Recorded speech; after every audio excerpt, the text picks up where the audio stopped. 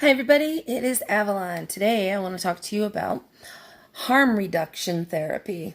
Now, in the past I have been really skeptical and downright baffled by the thought of harm reduction therapy. And I don't know that I've changed my thinking in that, but here is what harm reduction therapy is. It is meeting the addicts where they're at, and not expecting them to have total and complete abstinence. Showing them or teaching them and educating them that there are safer ways to use. You could go all the way from complete and utter using down to abstinence, but it teaches people how to safely use their drugs. It ensures that agencies, employers work with these drug addicts and, employ them despite the fact that they are safely using their drugs.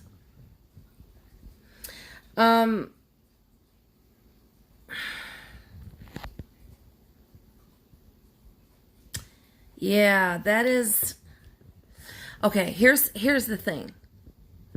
I think that these people are coming from a place where they really want to help others. I mean, I understand that.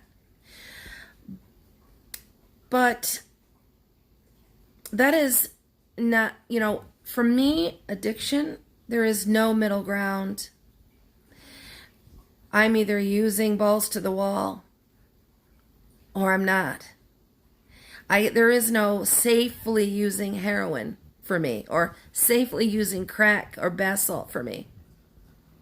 I can't say, okay, well, today I'm just going to use one bag of heroin or I'm just going to take 2 Percocets a day and manage my addiction. The thought of it is ludicrous when it comes to my situation and a lot of people's situations that I know. Now, I'm not saying that I think it cannot ever work for anybody. I'm not saying that. I just know that addiction is, for a lot of people, it is a physical reaction to a substance when that substance enters your body. When opiates enter my body or cocaine in any way, shape, or form enters my body, something happens. My choice is taken from me. I can't choose to use that drug safely. Like I've said before, when my toe goes in that water, I'm instantly at the bottom of the pool. I cannot say no once I introduce that into my system. And so the thought of harm reduction, I'm going to post a link in the description about the principles of harm reduction. It's an article. And you can read for yourself and check it out for yourself if you'd like. But how many of you think that you could use drugs safely? Or it says here, let me see. I can't find it. Oh, here it is. Understands drug use as a complex, multifaceted phenomenon that encompasses the behaviors from severe abuse to total abstinence. It acknowledges that some ways of using drugs are clearly safer than others. Okay, so how I interpret that is, I'm an IV drug user. I was. So since that isn't safe, and I got Hep C from it, which now I'm cured thanks to medication, that if I snorted the heroin instead of shooting it, that's a safer way of using it. So therefore, that's a better way, safer way. This is, I think, it's a very It's a very fine line. An addiction is, you know, a slippery slope.